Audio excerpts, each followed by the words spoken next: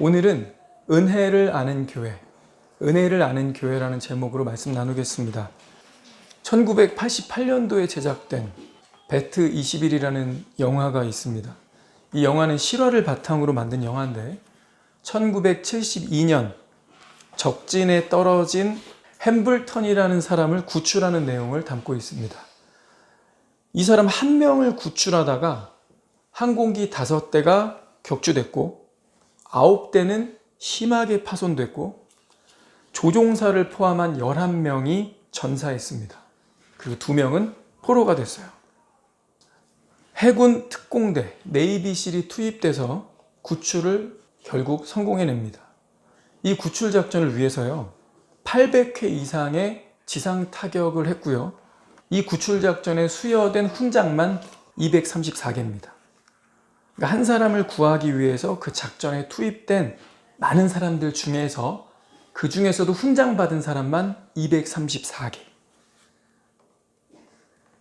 왜 이 한 사람을 위해서 이 많은 희생을 치러야 했을까요? 희생된 11명의 조종사 생명은 도대체 뭘까? 이런 희생, 이런 위험을 무릅쓰면서까지 한 명을 구조하러 갔어야 했나? 북베트공들이 한참 수색 중인 지역이기 때문에 거기에 무려 4개 사단의 베트남 월맹군들이 있었다고 합니다. 매우 많은 숫자의 군인들이 거기에 이미 포진되어 있는데 적진 한복판으로 그 한 사람을 구출하러 간 겁니다. 그래서 이런 많은 희생이 일어난 거예요. 꼭 그래야 했나? 그 이유는요. 햄블턴이라는 이 사람이 미국에서 매우 중요한 인물이기 때문입니다. ICBM 들어보셨나요? 북한이 자꾸 미사일 빵빵 쏴대죠. 탄도미사일입니다. 이 미사일 하나만 미국까지 날아갈 수 있는 탄도미사일을 개발하면 더 이상 미국이 대한민국을 도와줄 수가 없다. 왜냐? 핵무기가 이미 있기 때문에 핵무기를 이 ICBM이라는 미사일을 개발해서 거기 위에다가 탑재해가지고 미국에 쏠 수 있는 능력만 만들어지면 대한민국을 적화할 수 있다. 그래서 저 북한이 계속 미사일 쏘면서 실험하는 겁니다. 근데 이 탄도미사일 개발에 참여했고 이 햄블턴이라는 중령이 전략미사일 부대에서 작전 참모를 거쳤고 몇 명 안 되는 미사일 전자전 전문가였기 때문이랍니다. 아무튼 이 사람은 1급 기밀을 취급하던 중요 인물이기 때문에 이 사람이 베트남군에게 잡혀서 소련으로 넘겨지면 미국 안보에 위기가 된다는 거예요. 그래서 중요한 인물이기 때문에 이 사람은 반드시 구출해야 된다. 초등학교 6학년 제 아이의 국어 문제지에 이런 지문이 실렸습니다. 미래에는 어떤 인재가 필요할까요? 대한상공회의소에서 조사한 100대 기업의 인재상 변화. 100대 기업의 인재상 변화에 따르면 2008년에는 창의성이 1순위였는데 5년 뒤 2013년에는 도전정신이 1순위. 2018년 5년 뒤죠. 소통과 협력이 1순위이다. 이처럼 시대에 따라 필요한 인재상은 달라지고 있다. 우리가 어른이 되는 미래에는 어떤 인재가 필요할까요? 시대가 요구하는 인재상이 변해온 것처럼 앞으로도 필요한 인재상은 달라질 것이다. 쉽게 얘기하면 기업들이 사람 뽑을 때 예전에는 창의성이 높은 사람, 이 사람을 뽑았다면 그 다음에는 도전정신이 뛰어난 사람을 뽑았고 바뀌어가지고 소통과 협력을 잘하는 사람을 이제 1순위로 놓고 뽑는다. 근데 시대가 변하니까 또 다른 필요한 요구를 맞출 수 있는 사람을 뽑지 않겠느냐. 시대상에 따라 필요한 인재가 다르다. 기업들은 시대에 따라 자기 필요에 맞는 인재를 선택할 겁니다. 그럼 어떤 사람은 거기에 맞는 자격과 능력을 갖췄기 때문에 선택을 당할 거고요. 어떤 사람은 탈락하겠죠. 내가 어느 기업에 들어가고 싶은데 그 기업이 요구하는 바에 내가 미치지 못해요. 그러면 떨어지는 겁니다. 그런데요, 내가 그 기업에 합격하지 못한다고 해서 사실 굶어 죽지는 않습니다. 다른 데 가면 돼요. 다른 일을 하면서 얼마든지 먹고 살 수 있습니다. 아니면 다시 준비해서 그 기업이 요구하는 바를 충족시킬 수도 있죠. 죽고 사는 문제는 아니라는 거예요. 그런데 햄블턴 중령의 경우처럼 죽고 사는 문제라면 어떻습니까? 내가 적진한 가운데 떨어졌고 구조하러 오지 않는다면 나는 꼼짝없이 죽거나 포로로 끌려갑니다. 이때 한 나라가 나라 차원에서 어떤 피해를 감수하고서라도 꼭 구해야 할 내가 그런 사람인가? 시대에 따라 창의성, 도전정신, 소통과 협력 이렇게 계속 필요한 인재상이 변했다고 했죠. 햄블턴 이 사람이 그때그때마다 꼭 필요한 인재상인 거죠. 국가 단위로 항공기 격추되고 심하게 파손되고 미국이 굉장히 귀하게 여기는 인재 중에 하나가 공군 조종사거든요. 전투력이 얼마나 이 전쟁에서 승패를 좌우하는지 아는 거예요. 근데 그 공군 조종사 11명이 최고의 이 발탁된 이 11명이 전사했어요. 그렇게 해서라도 구하겠다. 햄블턴은 꼭 필요한 인재상이죠. 일반 군인이랑 비교해서 좀 안타깝지만요. 모두가 이런 예우를 받는 건 아닙니다. 이 사람 구하려고 항공대 여러 대 격추돼도 심하게 파손되고 여러 사람이 전사해도 계속 보내겠다. 이 사람 있는 주변에 적들이 무서워서 오지 못하도록 이 주변을 전부 폭격하겠다. 계속 800회 이상. 근처 오면 다 이렇게 된다.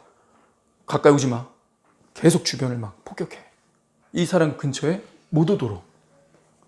최고로 훈련된 네이비실을 보내서 어떻게 해서든 이 사람 구출하라. 대통령 명령입니다. 이것만으로도 한 개인에게 영광이죠. 제가 만약 그렇게 적진에 떨어진다면 나라가 나서서 어떤 희생을 감수하고서라도 나를 구하러 올까요? 인권을 운운하고 만민평등 뭐 이런 거 외치는 거에 우리가 지금 그런 시대에 살고 있지만 정직하게 얘기해보면 저는 그런 희생 감수할 만큼 나 때문에 다른 사람이 전사할 만큼의 필요한 인재상은 아닙니다. 그리고 현실적으로 봐도 나 한 사람 구하려고 그렇게 파견하지 않을 겁니다. 이건 확률이 아니라 100%예요. 실제 대부분의 전쟁에서 평범한 한두 사람을 위해서는요, 대규모 작전을 수행하지 않습니다. 왜냐면 다 비등비등해 보이는데 이 병사 구출하려고 뭐 한 500명 보내. 근데 한 명 구하려다가 한 30명 전사해. 이거 수학적으로 봐도 계산이 안 맞죠. 그리고 이 한 명도 어머니 아버지가 있을 거고 가족이 있을 수 있지만 전사한 30명은 가족이 없나? 이거 로봇인가? 그래서 지휘관들이 대규모 구출 작전을 실행하는 게 쉽지 않아요. 보통은요, 항공기로 그냥 지나가다가 우연히 발견되면요, 안전이 보장될 경우만 구출합니다. 헬기를 타고 지나가는데 위에서 딱 봤는데 막 이렇게 손을 들고 있는데 우리 아군 같아. 근데 그 근처에 베트공들이 있어. 그럼 그냥 지나갑니다. 우연히 발견이 돼야 되고 이 베트남 정글에서 확률상 쉽지 않죠. 그리고도 안전이 보장돼야만 구출됩니다. 대개의 경우 포로가 되거나 굶어서 죽어요. 햄블턴 중령을 구출하는 게 한 달이 걸린 것도 아니거든요. 기간 되게 짧았어요. 9일인가 10일 만에 구출했습니다. 근데 그 수많은 희생이 있었던 거죠. 근데 그 9일인가 10일 만에 햄블턴 중령이 18kg가 빠졌어요. 못 먹으니까. 그리고 정글에서 이상한 거 아무거나 입에 막 집어넣으니까 장기도 망가지고 살 쪽쪽 빠지고, 그러니 보통 그냥 굶어 죽습니다. 그래서 그냥 전사자 이렇게 처리하면서 유공자 대우해주고 끝나지 그 사람 구하려고 안 보낸다고요. 우리 고린도전서 1장 말씀 보겠습니다. 26절. 형제들아 너희를 부르심을 보라. 육체를 따라 지혜로운 자가 많지 아니하며 능한 자가 많지 아니하며 문벌 좋은 자가 많지 아니하도다. 그러나 하나님께서 세상에 미련한 것들을 택하사 지혜 있는 자들을 부끄럽게 하려 하시고 세상에 약한 것들을 택하사 강한 것들을 부끄럽게 하려 하시며 하나님께서 세상에 천한 것들과 멸시받는 것들과 없는 것들을 택하사 있는 것들을 폐하려 하시나니. 29절 같이요. 이는 아무 육체도 하나님 앞에서 자랑하지 못하게 하려 하심이라. 저와 여러분은 어느 쪽에 포함됩니까? 어느 쪽이 좀 더 가깝습니까? 지혜로운 자입니까? 능력이 많습니까? 문벌이 좋아요?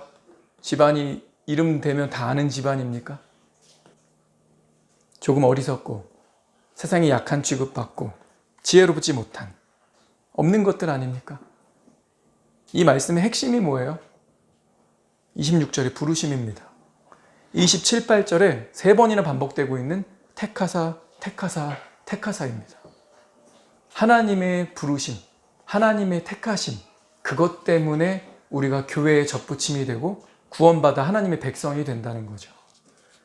우리는 햄블턴 중령처럼 꼭 필요한 인재상이 아닙니다. 돌아보세요. 본인도 어떤 걸 선택할 때 더 소중한 거 있죠. 더 내가 보기에 가치 있는 거 있죠. 내가 돈을 이만큼 써서라도 이건 사야겠다 있죠. 상대적으로 다른 수많은 선택지는 거기에서 픽 당하지 못하는 거 있죠. 어떤 물건 살 때 쿠팡에서 조회할 거 아니에요. 가성비 어떤 게 더 좋은지, 색상이 어떤 게 더 좋은지, 사람들 평가는 어떤 게 더 좋은지, 나는 돈 이만큼 있는데 하나 살 건데 어느 게 더 좋은지 고민하시죠. 그 다음에 내가 보기에 가치 있다고 여기는 걸 픽하는 거예요. 돈 써가면서. 그렇죠. 그 이상한 거 아니죠. 상식이면서 누구나 그렇게 살고 있어요. 근데 사람은 안 그럴까요? 사람은 만인 평등이니까 대통령 구할 때나 국무총리 구할 때나 탑시크릿 가지고 있는 사람이나 이 표현 되게 싫어할 텐데 뭐 진보라는 사람들이 일개병사나 똑같을까요? 여러분이 사장이고 오너가 됐어요? 여러분 직원 뽑을 때 블라인드로 채용할까요? 아무 대학 나온 사람, 아니 심지어 대학 못 나온 사람, 경력도 없는 사람 높은 연봉으로 모셔올까요? 그 사람 높은 자리에 꽂아주겠습니까? 우리 안 그래요. 내가 그 자리에 가면 우리 아무도 안 그런다고요. 그럼 망하는데. 우리는 가치를 봅니다. 그 사람이 갖고 있는 능력을 봅니다. 필요한 사람인지 체크하고 헤아려 봅니다. 그렇게 해서 엄선하는 거죠. 그렇죠? 이건 비상식이 아니에요. 그러니 햄블턴 중령을 위해서 그 사람 한 명이 적국에 들어가지 못하도록 무슨 희생을 치르고서라도 구하려고 하는 거. 그 이상한 거 아니죠. 그래서 우리 질문은 이거예요. 내가 거기 떨어졌으면 나는 몇 명이 구하러 올까? 정부가 나서서, 나라가 나서서 저 사람은 반드시 구해야 된다. 그럴 가치 있는 사람인가? 그런 생각들을 해보게 된다는 거죠. 근데 고린도전서 이 말씀을 보니까 비슷한 거예요. 내가 지혜로운 자인가? 능한 자가 많지 않다고 했는데 이 많지 않은 소수에 내가 들어가는 건가? 내가 문벌 좋은 자가 많지 아니하도다. 많지 아니하면 많지 아니하면 많지 아니하도다. 소수란 얘기인데 나는 이쪽 편에 있는 사람인가? 하나님이 나를 택하시면, 나를 구원하시면 내가 요긴하게 쓰임받을 수 있는 하나님께 필요한 인재상일까? 좀 정직하게 겸손하게 질문해 보자는 겁니다. 그런 사람이에요. 하나님이 빌 게이츠 구하는 것보다 하나님이 지금 현재 이 땅에서 돈 많고 능력 있고 사회적으로도 평판이 좋고 잘 알려진 그 사람을 구원하는 것보다 나를 선택하셔서 나를 부르셔서 나를 구원하시는 게 하나님 나라에 유익할까? 이런 질문 해보자고요. 말씀은요, 아니라고 말하는 겁니다. 마태복음 1장 봅시다. 마태복음 1장 보면 족보가 나오죠. 이 족보는 여느 족보처럼 일관되게 남성 이름을 중심으로 언급됩니다. 남자 이름만 쫙 나오는 거예요. 누가 누굴 낳고 누가 누굴 낳고 누가 누굴 낳고. 남성 이름으로 자연스럽게 이름이 이어나가다가 이 흐름에 제동을 겁니다. 그러면서 여자 이름 4명이 언급돼요. 다말, 라합, 룻, 우리아의 아내, 바세바죠? 4명 여자 이름이 괜히 여기 끼어들어요. 이 흐름을 제동을 걸겠다는 거예요. 레위기 18장은요. 하나님께서 가증한 이방 풍속 따르지 말라고 명령하시면서 율법을 주세요. 너는 자기의 살부치를 가까이 하지 마라. 근친상간 안 된다는 거예요. 근데 하나님이 이걸 구체적으로 얘기하십니다. 근친상간 어떤 거 안 되는지. 어머니 안 돼? 당연하지. 당연히 어머니 안 되지. 여러분 개는 왜 개냐면요. 개가 새끼를 낳았어요. 한 8마리 낳습니다. 암컷이죠. 그리고 나면 이제 8마리를 키우다가 이제 막 분양도 해주고 막 그러잖아요. 근데 수컷 하나 남겨놔요. 그러면 이 수컷이 금방 크죠. 1년도 안 돼서 몸집이 엄마랑 비슷해집니다. 근데 교미처로 오면 얘가 또 애를 뱄어. 누가 한 거죠? 그래서 개입니다. 여러분, 세상에 아무리요 반려견 이런 이따위 소리 해도요 우리 따라가면 안 돼요. 남들 다 그러더라. 그러면 안 돼요. 저희 집 아파트 1층에도 개를 가지고 둘째라고 말하는 분들이 있더라고요. 개가 먼저 태어났어. 개 키우고 있는데 애가 태어났어. 개를 첫째래. 우리 애기, 우리 딸. 사람이 개가 되려고 그래요. 여러분, 반려견 아니에요. 그냥 내가 이뻐해주고 돌봐주는 애완견입니다. 여러분, 집 이사 갈 때 개랑 상의합니까? 개랑 소통해요? 야, 너도 내가 방 하나 주려고 하는데 좀 큰 방이, 큰 집이 좋겠지. 내가 대출 힘들게 하더라도 널 위해서 내가 큰 집을 뽑을게. 여러분, 그럽니까? 어느 순간부터 자꾸 세상이 용어를 만들어내고 반성경적으로 가고 있어요. 여러분, 애완견이지 반려견 아닙니다. 반려라는 말은 부부한테만 쓸 수 있는 거예요. 같이 산다고 해서 반려가 아니에요. 같이 결정하고 같이 나눔을 갖고 서로 사랑하고 돌봐주는 것, 이때만 붙이는 게 반려자예요. 그래서 배우자 말고는 반려자란 말 쓰면 안 돼요. 여러분, 개는 개입니다. 지 어머니하고 자거든요. 교미철 되니까 지를 낳아준 개한테 암컷이네? 이러고 가는 거야. 또 다른 새끼를 낳는 거예요. 그래서 개입니다. 근데 하나님 뭐라고 하시죠? 율법에? 어머니 안 돼. 계모 안 돼. 친형제 자매 안 돼. 배다른 동생도 아니야. 고모와 이모 안 되지. 작은 엄마, 형수, 재수씨 절대 안 돼. NO. 그리고 얘기하십니다. 며느리도 안 된다. 애 교과서에 보니까요. 애 교과서에 이런 거 있더라고요. 부정적인 용어, 안 돼. 이런 용어를 자꾸 쓰면 생각이 부정적으로 바뀐다. 그러니 안 돼, 싫어 라는 말 쓰지 말고 할 수 있어, 가능해 이런 말을 자꾸 쓰래요. 분별력이 없는 거죠. 여러분, 안 되라는 말 하면 안 돼요? 그럼 이거예요. 그 논리에 따르면 이런 거예요. 누가 자꾸 나를 괴롭히고 날 때려요. 안 돼, 하지 마 이런 말 하지 말고 할 수 있어.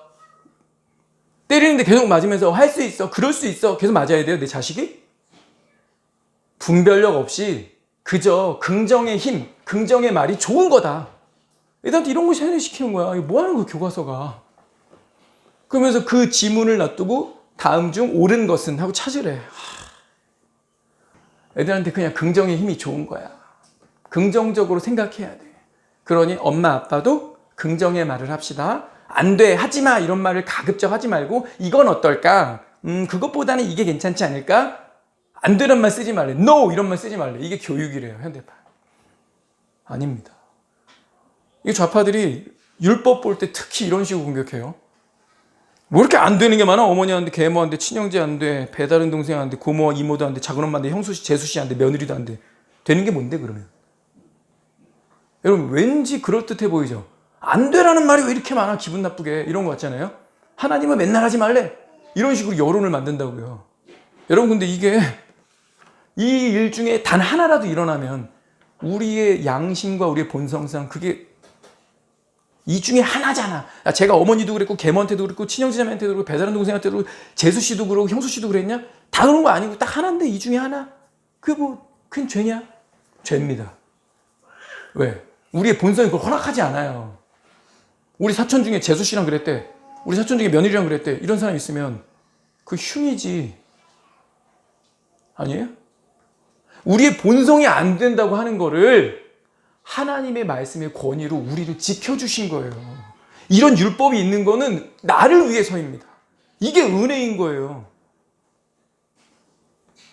안 된다는 말 자꾸 하지 말라고. 아니에요? 안 되는 건 안 되는 거예요. 저 사람이 신호위반하면서 끼어드는데 할 수 있어요 하면서 나만 브레이크 밟을까요? 뭐 하자는 거예요. 안 될 때는 안 된다고 당연히 얘기해야지. 자, 근데요, 이 족보에 처음 언급된 여인 다말 누군가요? 바로 이 율법 바로 어겼죠? 유다가 다말에게서 자손을 이어갔는데 다말은 며느리입니다. 레위기 18장 율법에 며느리 안 된다고 그랬는데 율법 정면으로 어겼네요. 자, 살몬은 라합에게서 보아스를 낳았다. 라합?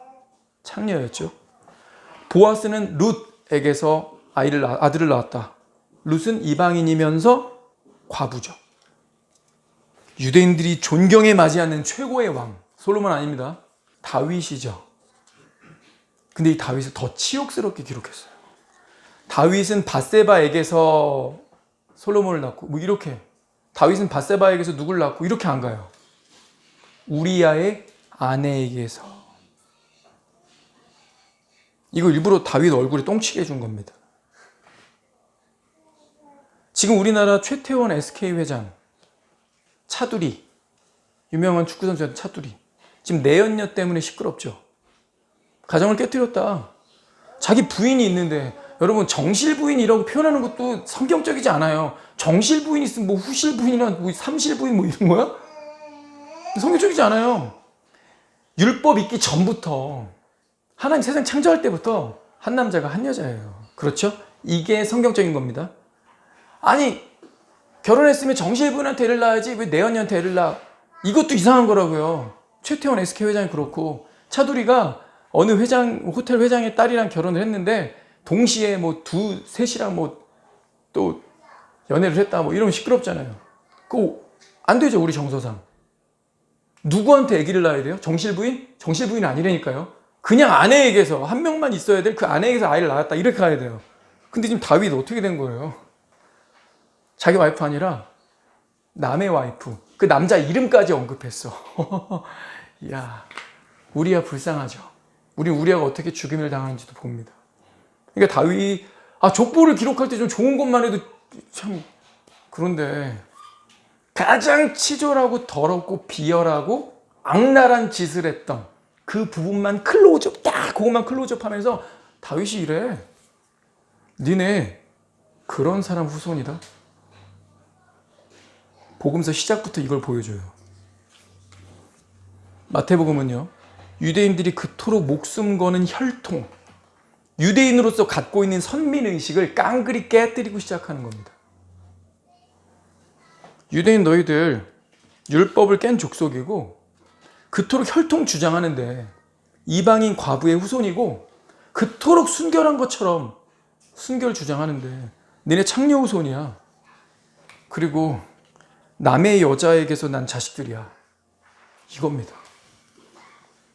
우리의 컨디션, 우리의 상태가 뭔지를 정확하게 지적하는 거죠. 그러니 쓸데없는 선민의식에 사로잡혀가지고 우월감에 빠져서 교만한 너희들의 그 교만한 마음이 너희를 지옥으로 끌고 가는 거다.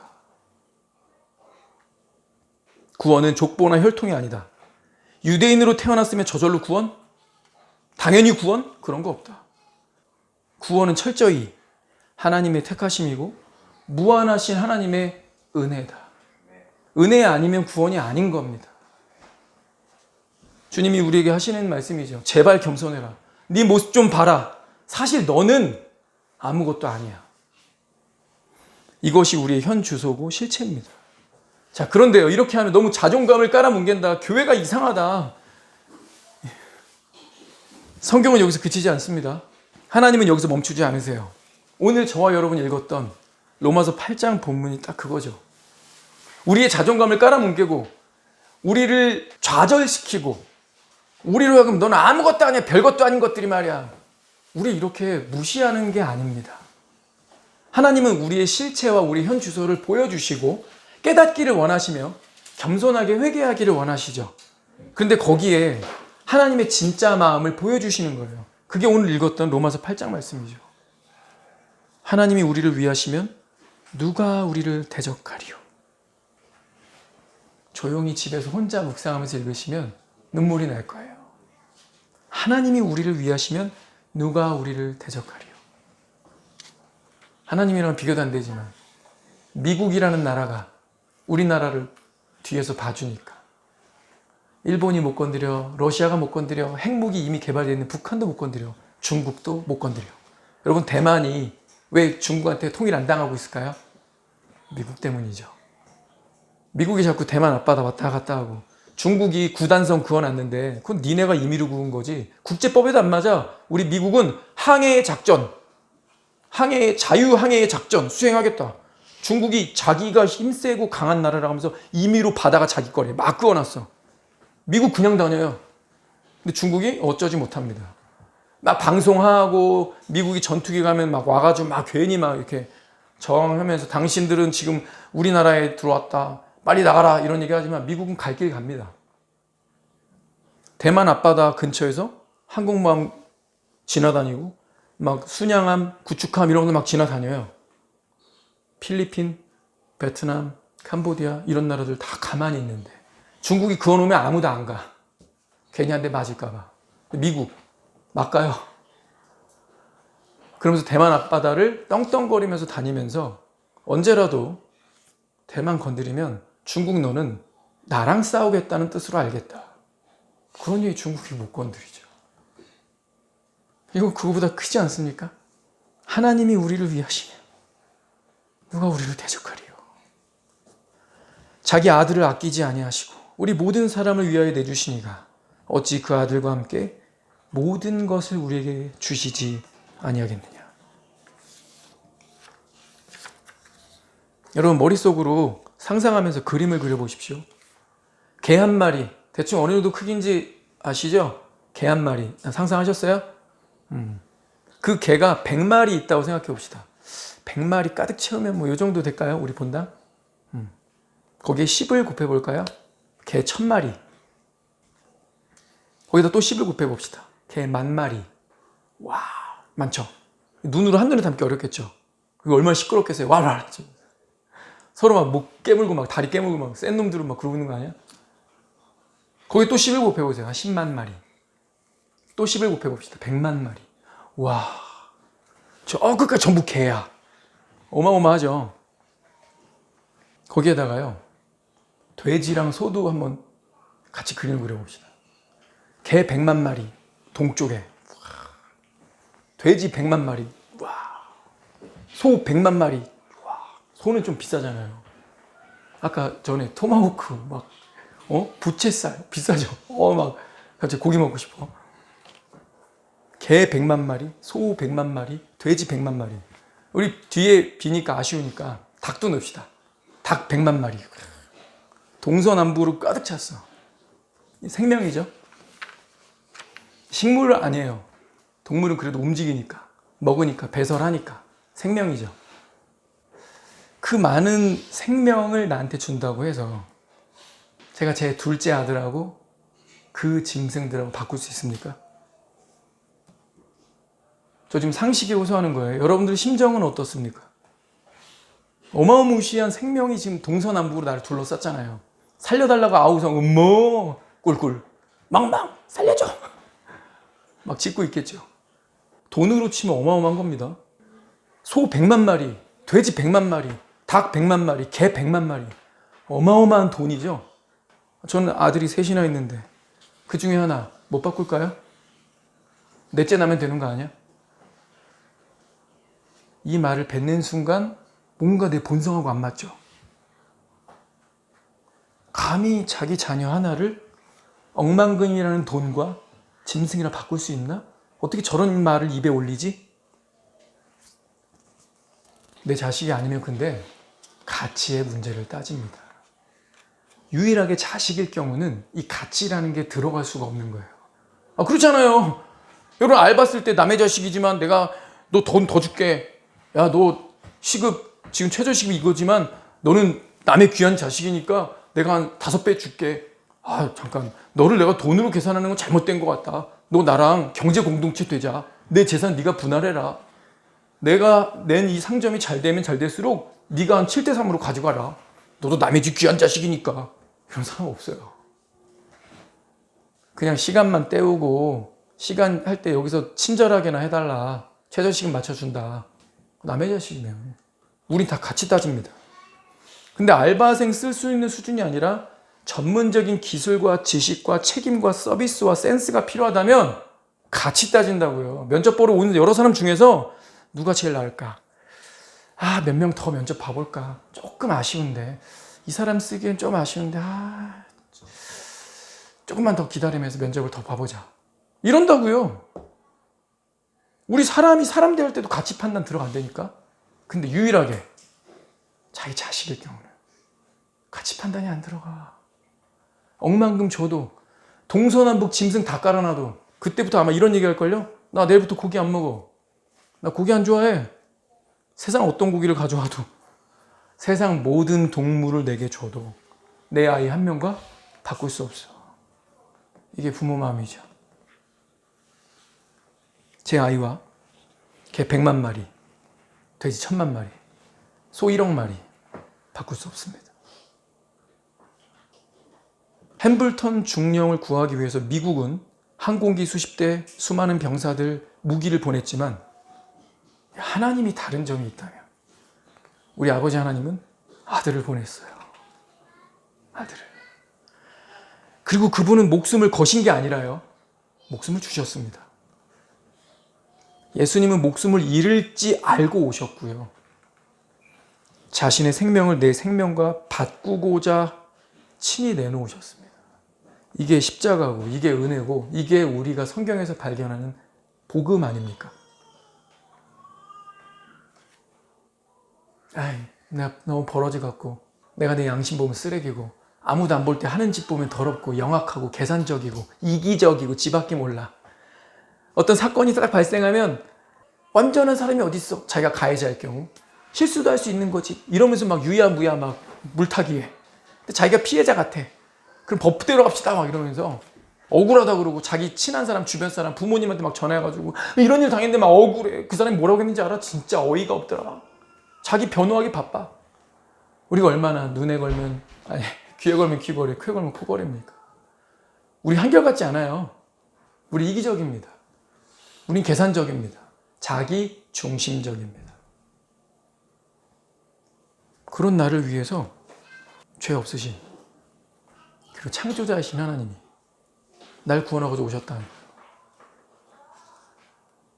아이가 물어봅니다. 아빠, 근데 예수님 한 명 죽은 걸로 어떻게 그 수많은 사람들을 다 구원해요? 그때 제가 한 게 이 비유예요.